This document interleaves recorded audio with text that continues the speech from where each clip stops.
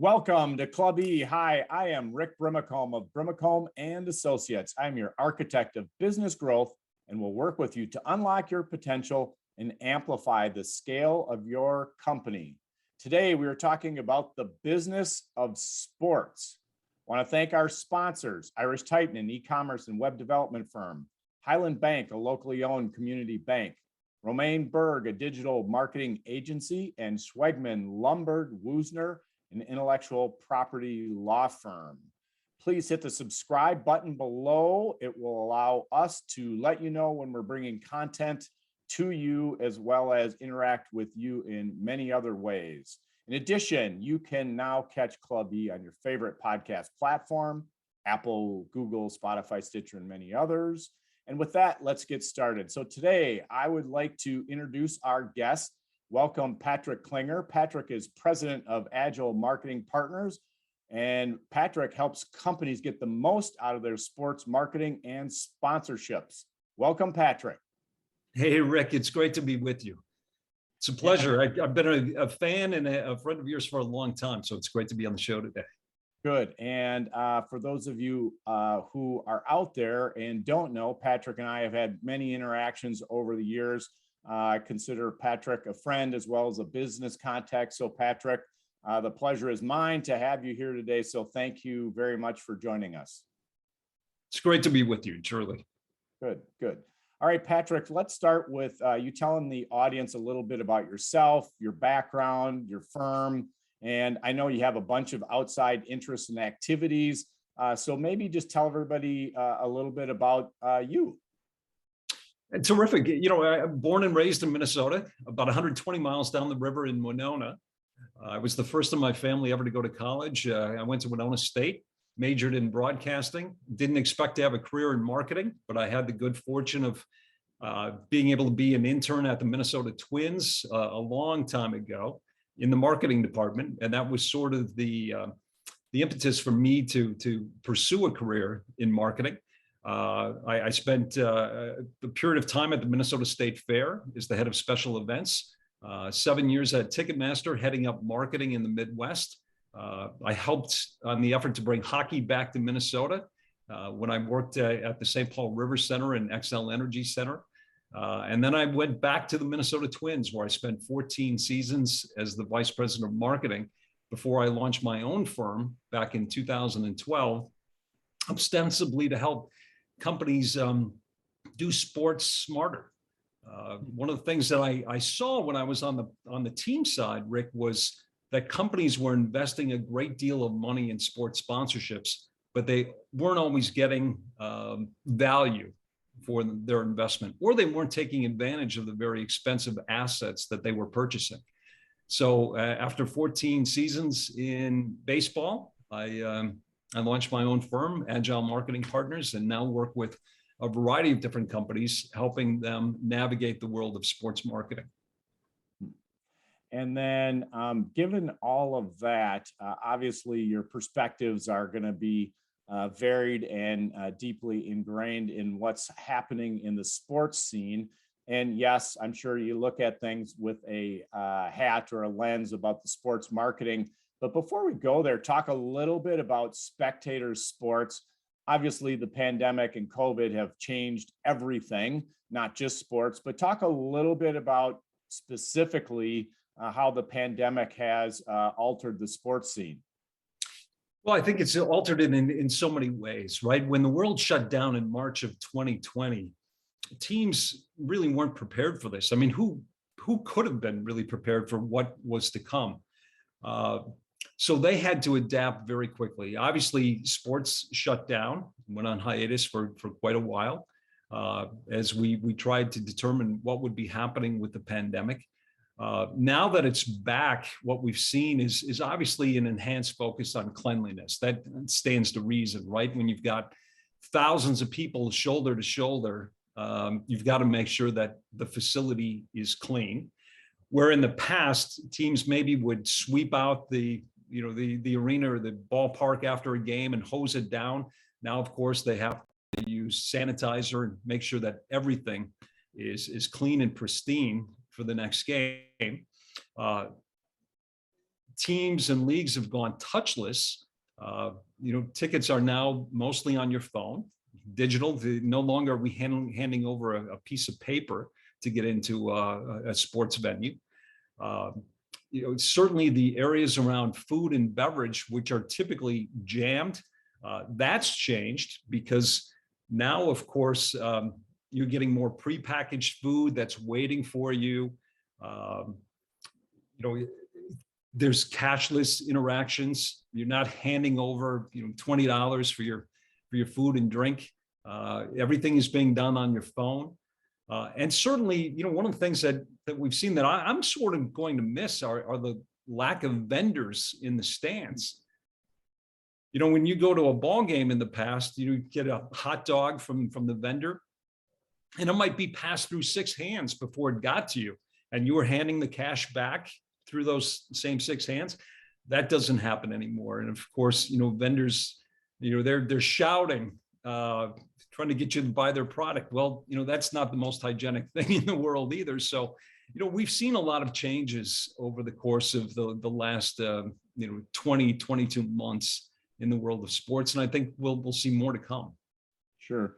And I actually want to probe deeper into the challenges of the sports market and the sports business. But before we go there, as you look back over this 20 plus month period of time and the changes that have gone on in the sports scene, are there changes that from your perspective make the most sense, or you're happiest to see, or maybe you thought about those before, but then of course there wasn't an impetus to make those changes? But are there changes that really are for the positive on the experience side?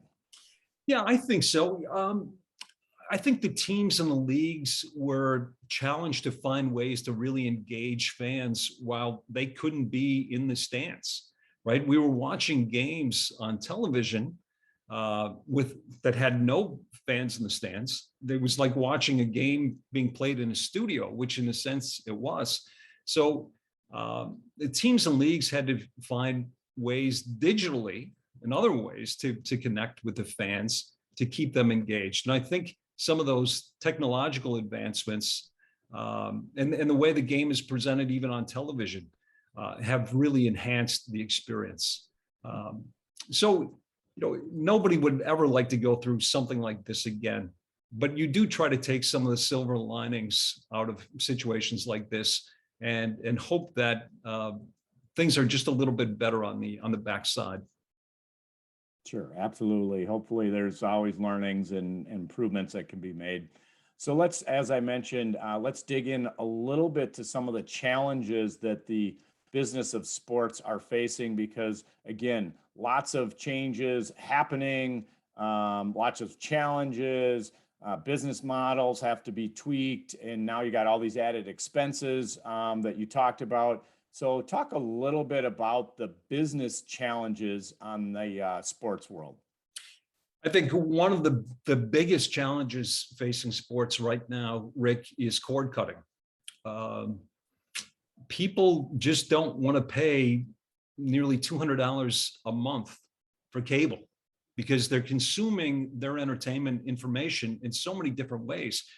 Where once we relied on television for that, whether it be the news or sports, what have you, that's no longer the case. So people are cutting cable, and when they're cutting cable, they're oftentimes cutting sports. And so if you don't have a cable package that has sports, well, you might lose interest in that team. If you're not watching the games the same way that you were in the past, there's a real possibility you sort of check out on it a little bit. And the media rights are a little less valuable when fewer people are watching. So cord cutting is a huge issue for sports right now. It's certainly been the case here in Minnesota, where people have struggled to see Twins games and Wild games, Wolves games. Another issue is price. Price is always an issue with sports because these salaries aren't going down, and somebody has to pay for them, and that's the fans. And so that generally comes in the way of ticket prices and concession prices. And it's expensive to attend a sporting event. There's no way around that. And there's no guarantee that that sporting event's going to be entertaining. You know, game could be essentially over after a first quarter or by halftime. And you've just invested a lot of money in that. So people are, I think, you know, taking pause about whether they want to invest literally hundreds of dollars to attend a sporting event. Length of games is an issue. That certainly has been the case in baseball. In the World Series played back in October, almost every game was at least 4 hours long. As our attention spans are getting shorter, games are getting longer. That's a bad combination. That's a significant issue that sport in particular has to address. And then lastly, I'd say Gen Z is a challenge. You know, those people who are 24 and younger, they don't identify as traditional sports fans. They're not watching baseball. They're not watching football and basketball and baseball in the same way that you and I maybe did or do. So sports has to be cognizant that this younger generation isn't going to sit for 4 hours to watch a baseball game. Well, I certainly from an age bracket don't fall into that category, but I hear you on that pain point because it's been a turnoff for me. Flipping it around and looking at the opportunities, I want to dive into the sports betting in a moment, but before getting to sports betting, because that one is a big opportunity, but what other opportunities do you see in the sports business world at this point in time? You know, I think that there are a lot of opportunities. I think certainly esports, and we'll talk. I know we'll talk a little bit more about that, but esports is an opportunity. You know, traditional sports teams are now buying esports teams. They see the potential in that. I think digital is you know becoming more and more important to sports teams. You know, that's how they're engaging their fans now. I think maybe some of the over-the-top streaming opportunities that exist will become much more important to teams going forward. They can't rely on the traditional broadcast formula that's worked so well for them for so many years. So there are a lot of opportunities that are out there for sports, and you're watching teams and leagues really trying to identify them and take advantage of them as quickly as possible. All right, so then the granddaddy of all the opportunities, sports betting. Talk a little bit about how that is shaping up, what the future looks like, and we're talking about legalized sports betting because that's the big opportunity. So tell us a little bit more about that. You know, sports betting is a tremendous opportunity, the biggest opportunity I think that exists for teams and leagues. It wasn't very long ago, Rick, that every team, every league ran away from sports betting, right? There was a reason why teams weren't allowed to be in Las Vegas. It was concerned about the connection between betting and the games. Well, now that's changed. Of course, you've got a hockey team there. You've got an NFL team in Las Vegas. It's prime territory. The fact is that sports betting is maybe the single best way to engage fans and future fans. If you've got skin in the game, you've got money in a game, you're going to pay attention. And teams and leagues realize that. So they've done a complete 180, where before they were giving the Heisman to sports betting, now they're embracing it. In fact, even you know, sports betting parlors are being added to sports venues.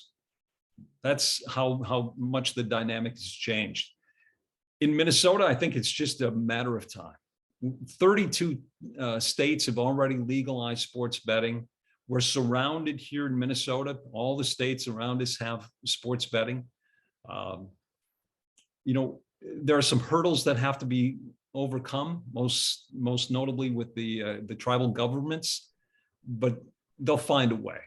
They'll find a way to make this happen. And I think within a year or two, we'll be able to place bets on sports legally here in Minnesota.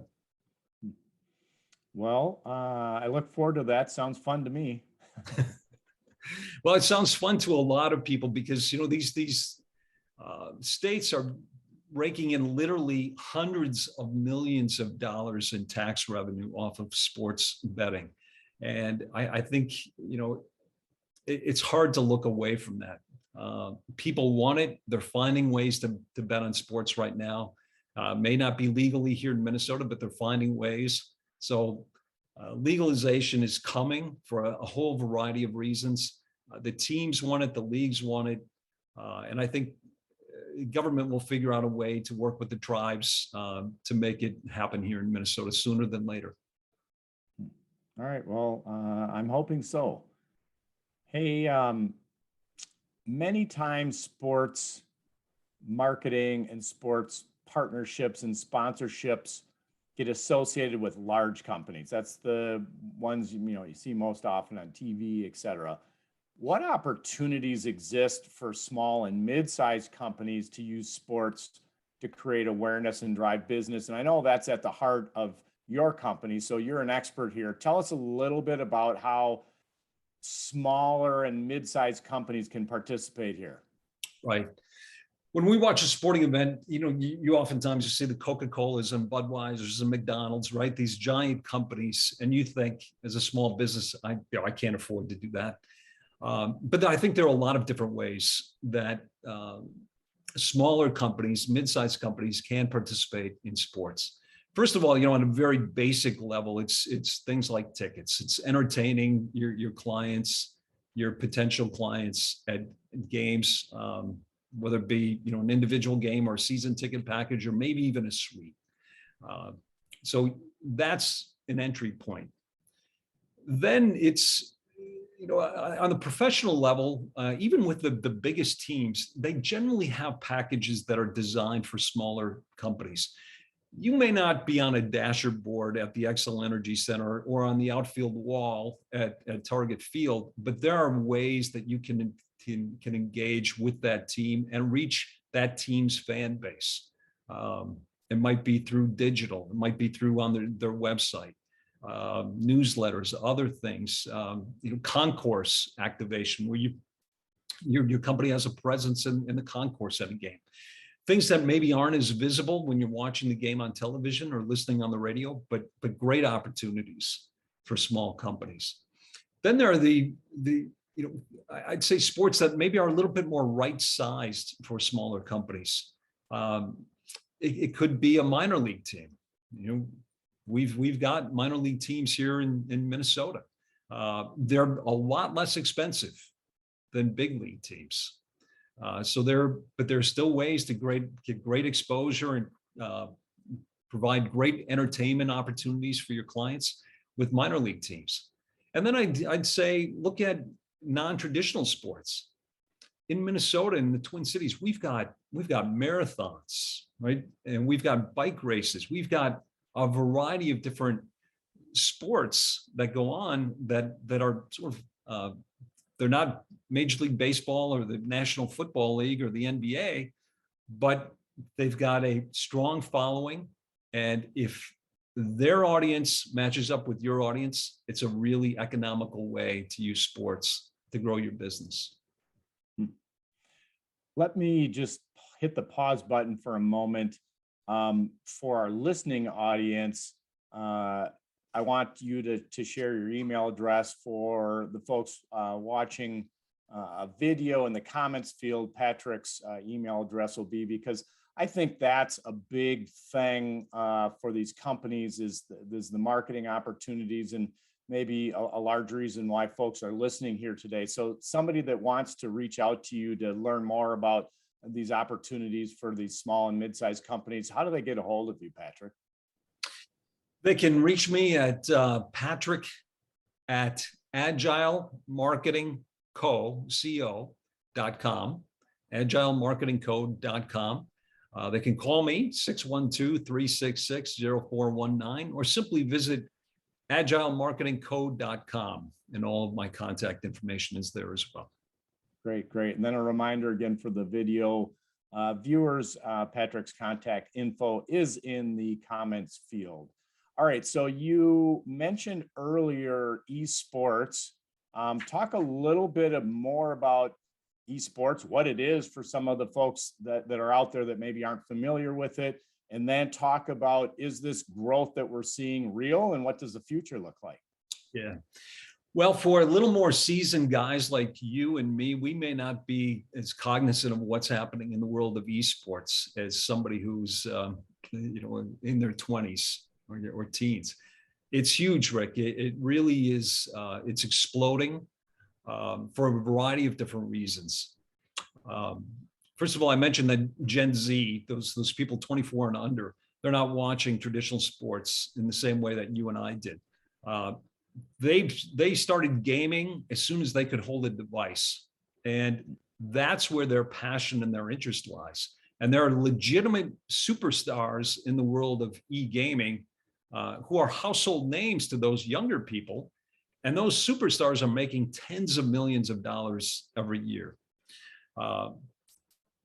Esports is more immersive than traditional sports. Sometimes in traditional sports, it's sort of this, I'm going to sit here and consume the entertainment. Esports, it's immersive. You can play along. You've probably played the game that these superstars are playing that you're watching. Tens of thousands of attendees are going to tournaments.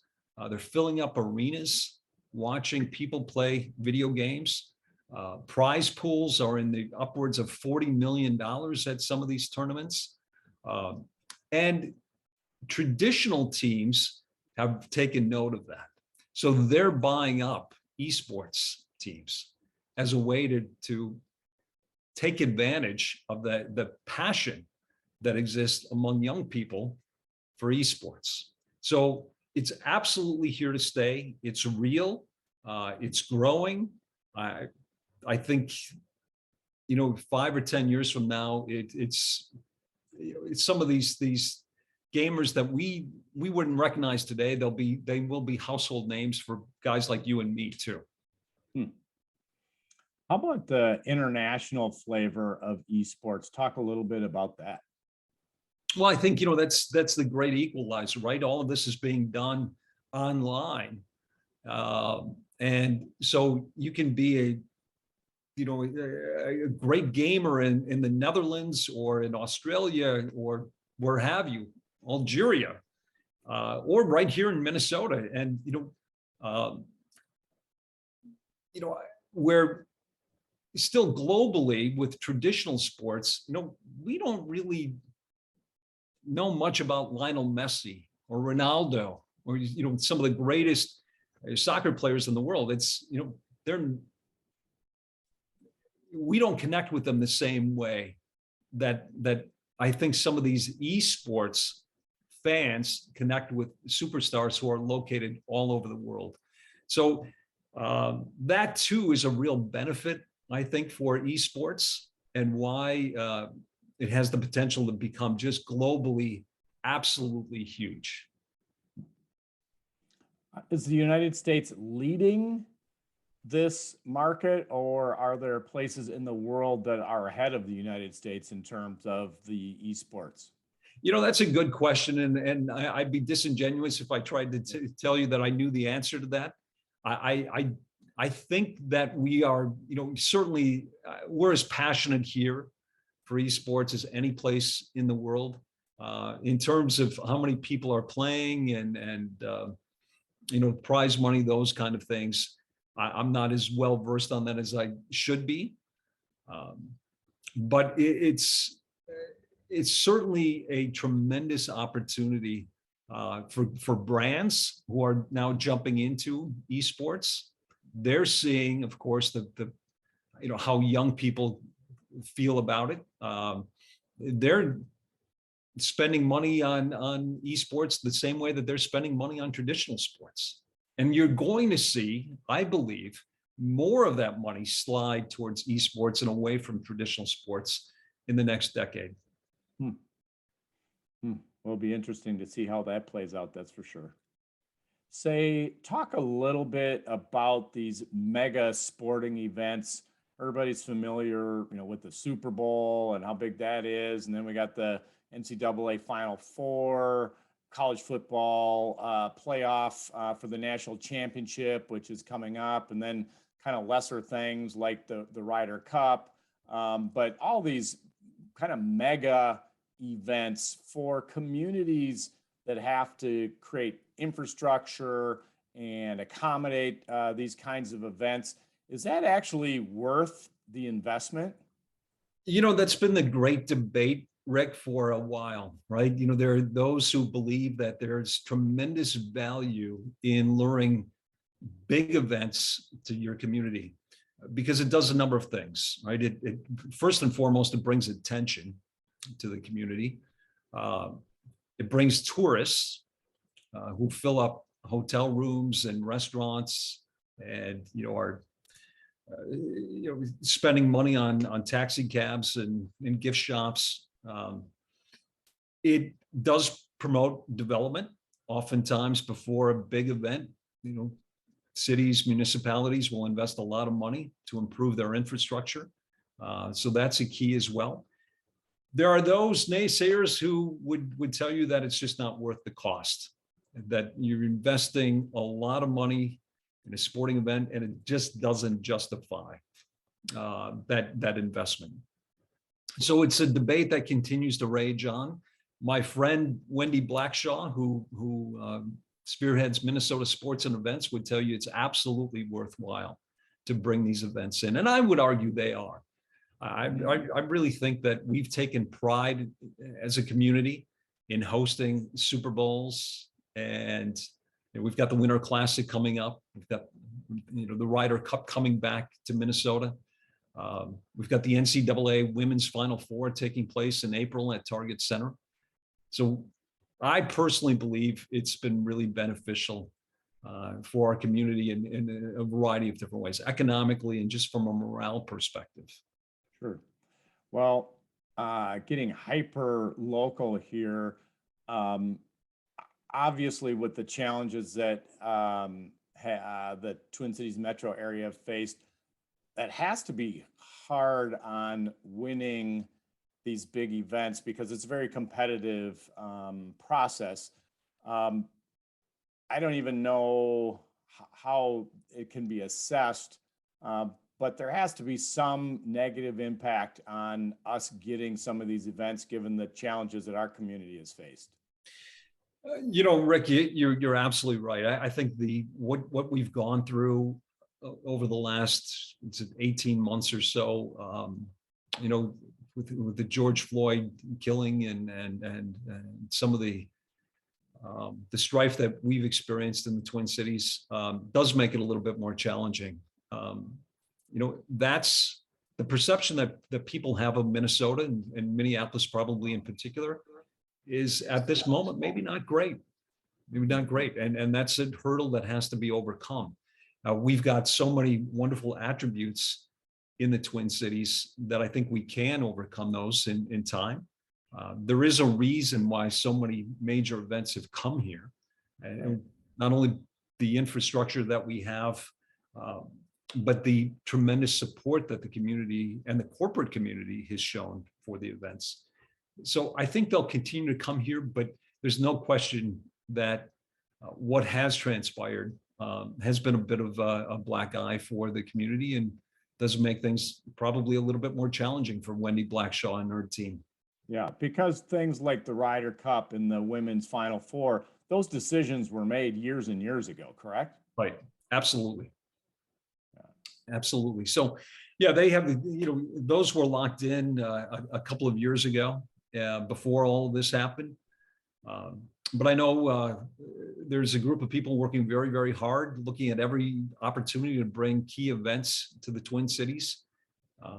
That's what Minnesota Sports and Events was founded for, and they've had some success, and I think we'll continue to host wonderful events in the Twin Cities in years to come. So shifting gears a little bit more to kind of a personal question. So you've had an interesting career. I did not know that you had an internship with the Twins and then went back. So that was part of your background that I wasn't aware of. So thank you for sharing that. But as you look back over your career, lots learned, lots of changes in the marketplace that you focus on. But was there a lesson that you wished you would have learned sooner in your career? You know, Rick, a lot of lessons I wish I would have learned sooner, but uh, you know, the biggest one really doesn't have as much to do with business as it does, I think, just in general well-being, and that is that mental health is as important as physical health. I think sometimes as leaders, we struggle. We have moments of doubt. We have anxiety. We depression, what have you, and we try to disguise it. We hide it because we're leaders and we have to show strength. And I was one of those people that tried to hide some of the things that I was dealing with, most notably, severe anxiety. And the harder I tried to disguise it, the worse it got. And I wish long ago that I would have realized that it's okay not to be okay. It's something that we've heard a lot of lately. And we've seen very high profile athletes like Simone Biles and Michael Phelps, Kevin Love, who have come out and admitted their struggles with mental health. So whether you're a professional athlete or you're a leader in a company, taking care of your mental health is incredibly important. And I wish I would have realized that earlier, and I wish I would have acknowledged it, because it probably would have saved me some tough times. And you're involved with some nonprofits and some other initiatives in this area. So if you don't mind, if you're willing to maybe talk about some of the things that you've been doing in this area. I've been very involved in the cause of suicide prevention for nearly 20 years. I hadn't been personally touched by suicide when I started on the board at SAVE, which is a global organization based here in the Twin Cities that's committed to preventing suicide. But I lost a very, very close friend of mine this summer to suicide, who was also, ironically and tragically, on the board of SAVE. And he took his life in August. So it just made me even more passionate about that cause. I'm also on the board of a mental health facility, New Path Mental Health Services, which is located in Golden Valley. We provide mental health services to many people who can't afford it. Again, mental health is a cause near and dear to my heart.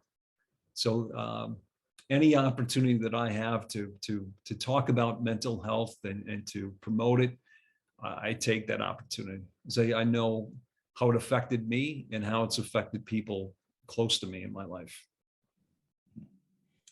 Well, that's a lot of good work that you're doing, Patrick. A, thank you for doing that. And then B, thank you for being willing to share with our audience about that and your own personal experience, and to take the risk and be vulnerable on that front. So thank you for doing that. And would be just another reason for folks to potentially reach out to you. Having known you for so many years, I know anybody could reach out at any time and either talk to you or get some support or whatever. So again, thank you for what you do, and thank you for sharing. Oh, it's my pleasure, Rick. I really appreciate the opportunity to talk openly about that. And truly, any viewer who wants some information about suicide prevention or mental health services, what we do at SAVE, what we do at New Path Mental Health Services, I'd be delighted to talk with he or she. Yeah, well, again, thank you for all of that. I appreciate it. And most importantly, appreciate the willingness to share. So thank you. I guess the last thing for today, bringing it back to our topic, if there was one key takeaway that you'd like to leave with the audience, what would that be and why? I would say, Rick, that sports are here to stay. They've changed through the pandemic. They will continue to evolve. The in-venue experience will change. The viewing experience will change. The way we engage with sports will change, but sports will stay. I don't see the demise of baseball or football, basketball, hockey, or any sports really. Even if Generation Z says that they're not paying attention, I think sports will be here. And there will be opportunities for companies and individuals to interact. So I would simply leave you with this, that sports is, they've had their challenges, but overall, I think they're still healthy. They'll still continue to entertain us for generations to come. And there's still great marketing opportunities for companies who would like to engage with them. So a reminder for our video viewers, Patrick's contact info is in the comments field. Patrick, remind everybody again how they can find and get a hold of you. Email is patrick@agilemarketingco.com. 612-366-0419 is the number. Or you can simply visit agilemarketingco.com. Great. Well, thank you very much for being here today, Patrick. It's been a fun journey knowing you for so many years and sharing business as well as our families and personal social things. So thank you for being a friend. Thank you for being a business contact. And there were some things here that I think we just started to unpack a little bit, and I'd like to revisit those. So if you're willing, we'd like to have you back. And thank you again for today. And the pleasure was all mine, Rick. It's a privilege to be on the show, and always great to chat with you. Thank you, Patrick.